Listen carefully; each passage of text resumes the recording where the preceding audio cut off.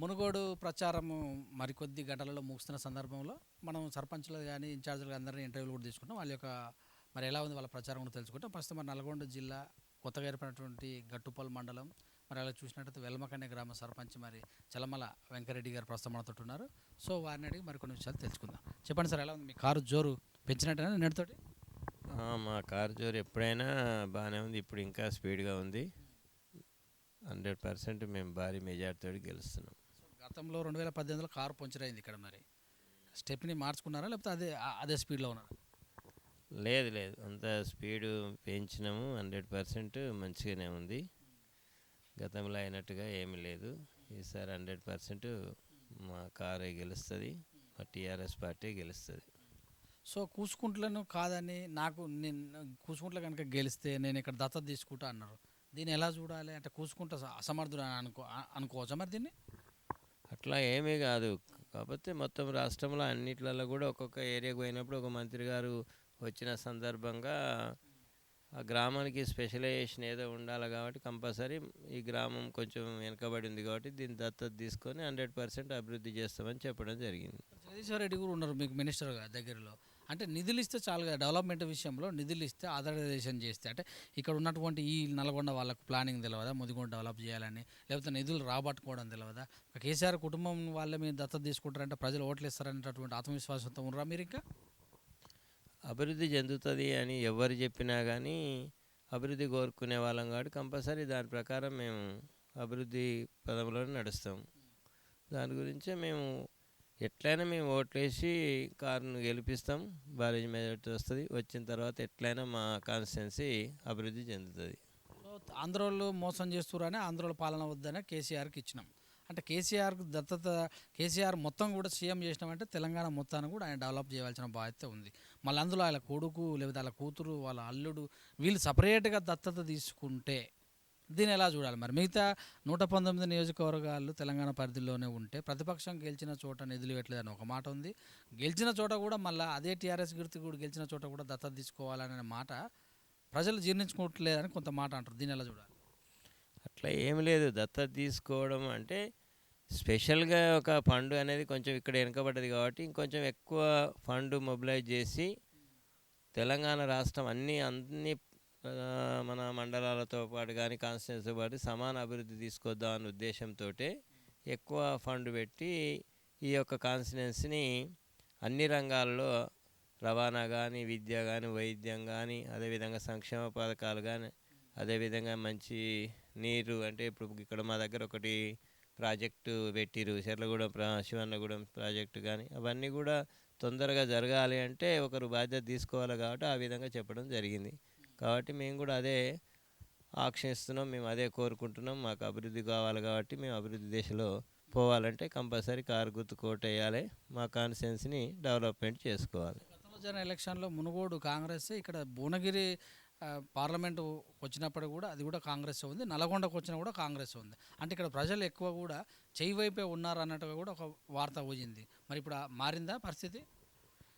మారింది ఇప్పుడు. ఎందుకంటే స్వతంత్రం వచ్చినప్పటి నుంచి కూడా ఇక్కడ మొత్తం అప్పటి నుంచి కూడా ఎక్కువ వరకు కాంగ్రెసే ఉంది. ఇన్ని 75 ఏళ్ల సంవత్సరాల నుంచి కాంగ్రెస్కు ఓటేసి కాంగ్రెస్ ముఖ్యమంత్రులను చేసి కాంగ్రెస్ మంత్రులను చేసి కాంగ్రెస్ ఎమ్మెల్యేలను చేసి అందరు చేసినా కానీ ఏమీ అభివృద్ధి జరగలేదు. ఇప్పుడు మన తెలంగాణ రాష్ట్రం వచ్చినాక మన గౌరవనీయులు ముఖ్యమంత్రి గారు వచ్చినాక అభివృద్ధి జరిగింది. కాబట్టి ఇంకా కాంగ్రెస్ ఎందుకు ఉంటుంది? కాంగ్రెస్ వైపు పోరు. కంపల్సరీ మన తెలంగాణ మన టీఆర్ఎస్ పార్టీ కారు గుర్తేసి మన ఎమ్మెల్యేలు వచ్చినట్టయితే మనకు అభివృద్ధి జరుగుతుందని కొట్టొచ్చినట్టుగా అనిపిస్తుంది. సంక్షేమ పథకాలే కావచ్చు, అదేవిధంగా 24 గంటల కరెంటు కావచ్చు, మిషన్ భగీరథ వాటరే కావచ్చు. కాబట్టి ఇవన్నీ ప్రజలకు అన్నీ చూడొచ్చినట్టుగా రోజు కనిపించాయి. 24 గంటల కరెంట్ రోజు అనుభవిస్తున్నారు, మంచినీళ్ళు రోజు తాగుతురు. అదేవిధంగా సంక్షేమ పథకాలు ఉన్నాయి, పింఛన్లు చూసుకోండి, వికలాంగుల పింఛన్లు కానీ, వృద్ధాప్య పింఛన్లు కానీ, అదేవిధంగా కేసీఆర్ కిట్ కానీ, కళ్యాణ లక్ష్మి కానీ, ఇవన్నీ కూడా ఇదివరకు గతంలో లేక ప్రజలు ఎంత ఇబ్బంది పడ్డారు, ఇప్పుడు ఏ విధంగా ఉండరు. కాబట్టి కంపల్సరీ ఏ పార్టీ వలన వచ్చినాయి, ఏ ప్రభుత్వం వస్తే వచ్చినాయి అనేది ప్రజలకు తెలుస్తుంది. ప్రజలంతా గ్రహించారు కాబట్టి కంపల్సరీ మళ్ళీ కూడా ఇంకా మనం మున్ముందు అనేక రంగాలు అభివృద్ధి చెందాలి అంటే కంపల్సరీ కారు గుర్తుకు వేయాలి, టీఆర్ఎస్ పార్టీని గెలిపించుకోవాలి అనేది ఇక్కడ ఉన్నటువంటి ప్రజల యొక్క గాఢమైనటువంటి నమ్మకం. ఆ నమ్మకం ప్రకారమే ఓటేసి కంపల్సరీ కారు గుర్తుని గెలిపిస్తారు. పాలు తాగిన పిల్లి పరిగెత్తడం మానేసిందని, లేకపోతే ఎలకలు పట్టడం మానేసిందని, ఉచితాలకు అలవాటైన ప్రజలు జీవితంలో సోమరులుగా మిగిలిపోతారని కొన్ని విమర్శలు కూడా వస్తున్నాయి. మరి ఇది ఎలా చూడాలి? ఉచితాలు అనేది ఒకటే మీరు ఎందుకు అనుకుంటారు? 24 గంటల కాలేజీ ఏమైనా ఉచితమా? అది అందరికీ వస్తుంది. అదేవిధంగా ఈ మిషన్ భగీరథ వాటర్ ఉంది, అది అందరికీ వస్తుంది. అదేవిధంగా మనకు పెద్ద పెద్ద ప్రాజెక్టులు కట్టిరు, అవన్నీ వస్తున్నాయి. రోడ్లు వేస్తురు, అవన్నీ ఉచితమా? రోడ్లు అనేది కూడా అందరికీ వర్తించేటువంటిది. కేజీ టు పీజీల గురుకుల పాఠశాలలు పెట్టిరు, నాణ్యమైనటువంటి విద్య అందిస్తుంది. ఇటువంటివి చేసినప్పుడు ఇవన్నీ ఉచితాలు ఎందుకైతాయి? కాబట్టి ఇవి మంచిగా అది ఉచితాలు అన్నారు. మీరు సంక్షేమ పథకాలు ఉన్నాయి.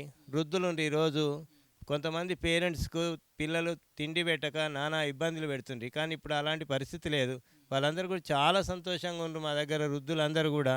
కాబట్టి ఒక విధంగా కేసీఆర్ని మా పెద్ద కొడుకు అని కూడా చెప్పుకుంటారు. కాబట్టి దాన్ని దృష్టిలో పెట్టుకొని ప్రజలు రేపొద్దున వచ్చే ఎలక్షన్లో కంపల్సరీ కారు గుర్తుకే వేస్తారు, కారునే గెలిపిస్తారు. దానివల్లనే మన యొక్క తెలంగాణ బాగుపడుతుంది, తెలంగాణలో మా కాన్స్టిట్యున్సీ బాగుపడుతుంది.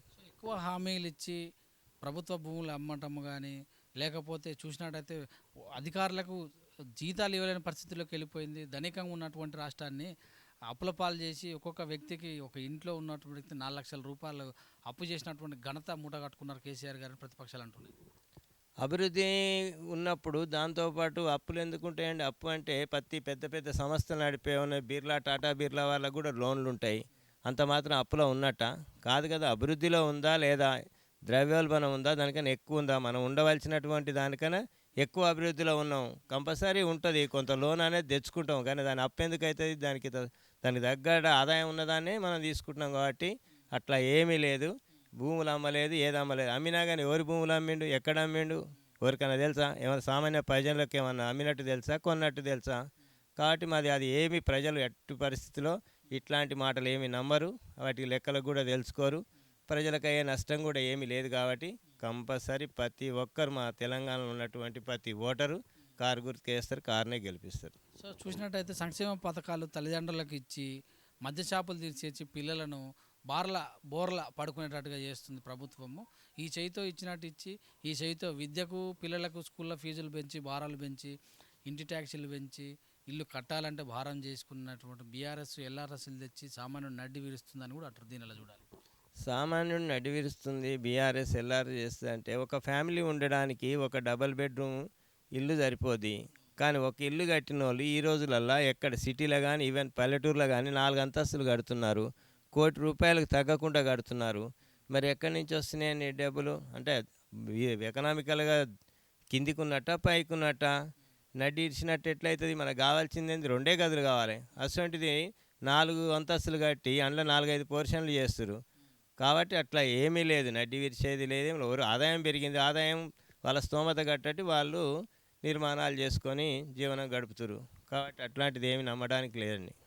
ఎమ్మెల్యేలు బానిసలు, మంత్రులు దద్దమ్మలు, ఎమ్మెల్సీలు చేవలేని వాళ్ళని రాజగోపాల్ రెడ్డి కామెంట్ విడుస్తున్నారు. నన్ను గెలిపించండి, ఈ బానిసల నుంచి మిమ్మల్ని అందరూ బయటికి తీసుకొస్తా అంటారు. దీని ఎలా చేయాలి? ఎమ్మెల్సీలు బానిసలు కాదు, ఎమ్మెల్యేలు బానిసలు కాదు, ఇంకోరు కూడా. ఒక ప్రభుత్వం ఉంటుంది, ప్రభుత్వం ప్రణాళిక ప్రకారం నడుస్తుంది. ఎవరి పని వాళ్ళు చేసుకుంటారు. ఓరేమో దద్దమ్మలు కాదు, ఓరేమో ఎవరు నెపోలియన్ గారు. కాబట్టి దానికి ఒక చట్టం ఉంటుంది, చట్ట ప్రకారం ఒక ప్రణాళిక ఉంటుంది. మనకు ప్రణాళిక ప్రకారం నడుచుకుంటారు.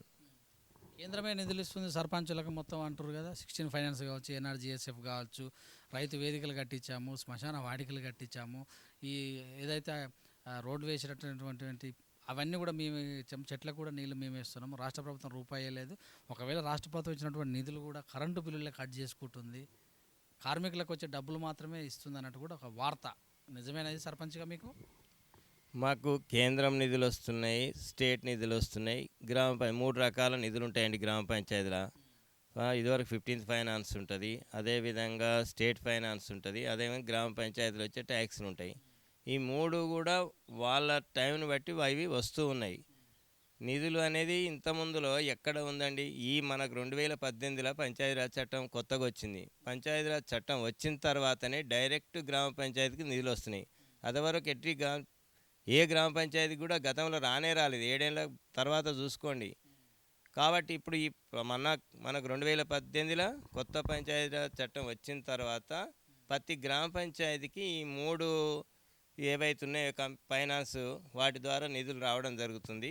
ఆ నిధులను కూడా ఏం చేస్తుంది, డైరెక్ట్ గ్రామ పంచాయతీ వాడుతుంది. అది దేనికి, గ్రామాభివృద్ధిలో భాగంగా రోడ్లు వేసుకోవడానికి కానీ, డ్రైనేజ్ వేసుకోవడానికి కానీ, అదేవిధంగా మౌలిక వసతులు ఉన్నాయి, నిత్యావసర వస్తువులు, కరెంట్ ఎలక్ట్రిసిటీ బిల్లుకే కావచ్చు, పారిశుద్ధ్యానికే కావచ్చు, అదేవిధంగా మా పారిశుద్ధ్య కార్మికుల జీతాలకు కానీ, ఇవన్నీ మాకు ఉన్నటువంటి ఫండ్ను బట్టి మేము వాటిని డిస్ట్రిబ్యూట్ చేసి చేసుకోవడం జరుగుతుంది. సో చెట్లను సరిగా పెంచకపోతే సస్పెండ్ చేపిస్తున్నారు కలెక్టర్ తోటి, అంటే టీఆర్ఎస్ వాళ్ళని మాత్రం కాకుండా ప్రతిపక్షాలను చేపిస్తాను వాయిస్ నిజమేనా? ఎక్కడన్నా ఉంటే చెప్పండి, ఈ చెట్టు పెరగలేదు, చెట్టు పెరగ వల్ల ఎక్కడన్నా ఏ సర్పంచ్నైనా సస్పెండ్ చేసినట్టు చూపించమనండి. దానికి చెట్లు పెంచకపోవడం వల్ల సస్పెండ్ చేసినటువంటి సర్పంచ్ ఎక్కడ లేదు. అట్లా అని ఎన్ని చెట్లు పెంచినండి, మిగతా ఉన్న సర్పంచ్లు అందరూ సస్పెండే కావాలి. నా దృష్టి ప్రకారం, వాళ్ళ లెక్క ప్రకారం మనకు 80% మొక్కలు, మనం ఈ సంవత్సరం పెట్టినటువంటి మొక్కల్లో ఒక 10,000 మొక్కలు పెడితే 80% మొక్కలు బతకాలని ఉంది. కానీ ఎక్కడ అంత పర్సెంటేజ్ ఏం బతకలేదు. కాబట్టి మరి అందరు సర్పంచ్లను సస్పెండ్ చేయాలి, ఇప్పటికల సర్పంచ్లు మొత్తం ఖాళీ అయిపోవాలి. కానీ అట్లాంటిది ఏం లేదు. అది ఒట్టి ఆ చెట్టు పెంచకపోతే సర్పంచ్ని సస్పెండ్ చేసేటువంటిది ఎక్కడ లేదు, ఎవరిని కూడా చేయలేదు. సో మీ ఊరు ఇంకేం డెవలప్మెంట్ కావాలి? ఒకవేళ కూసుకుంట్ల గారు కనుక మీ ప్రభుత్వం అన్నదండలతో, ప్రజల అండలతో ముందులో ఉంటే మీకు మీ ఊరు కావాల్సినటువంటి గ్రాట్యుటీ ఏమైనా ఉందా? కంపల్సరీ ఉంటుందండి. అభివృద్ధి అనేది నిరంతరంగా ఉంటుంది, నిరంతర ప్రక్రియ. ఇంతవరకు దీనికి అభివృద్ధి అనే పదానికి అంతం అనేది ఉండదు, ఎండ్ పాయింట్ అనేది ఉండదు. ఎప్పుడు టెక్నాలజీ మారుతుంటుంది, దానికి అనుగుణంగా మనం నడుచుకుంటూ పోతూనే ఉండాలి, అభివృద్ధి చేసుకుంటూ పోవాలి. కాబట్టి మా గ్రామానికి కూడా మేము కూడా అభివృద్ధి కోరుకుంటున్నాం. ఏ విధంగా అంటే విద్యారంగం చూసుకున్నట్టయితే మా స్కూల్లో ఒక పాఠశాల బిల్డింగ్ కావాలని కోరుకుంటున్నాం. వైద్య రంగంలో వస్తే మా ఊర్లో కూడా ఒక ప్రభుత్వ ప్రైమరీ హెల్త్ సెంటర్ కావాలని కోరుకుంటున్నాం. అదేవిధంగా రవాణాకు వచ్చినట్టయితే మాకు కూడా వివిధ గ్రామాలకు రింక్ రోడ్లు కొన్ని గ్రామాలకు లేవు కాబట్టి అవి కూడా కావాలని కోరుకుంటున్నాం. అదే గ్రామం లోపల మౌలిక వసతులు వచ్చినట్టయితే కొన్ని వీధులలో సీసీ రోడ్లు లేవు, ఆ సీసీ రోడ్లు కూడా కంప్లీట్ చేసుకోవాలని కోరుకుంటున్నాం. అండర్గ్రౌండ్ డ్రైనేజీ కూడా చేసుకోవాలని కోరుకుంటున్నాం. ఉన్నాయి, ఇవన్నీ నిరంతరంగా 1 by 1 కంప్లీట్ చేసుకోవాలని కోరుకుంటున్నాం. దానిలో భాగంగానే మా గ్రామ ప్రజలు మొత్తం కూడా ఉన్న ఓటర్లు కూడా అందరం కూడా కారు గుర్తుకే ఓటేసి కంపల్సరీ కారునే గెలిపిస్తాం. Thank you. Okay, thank you.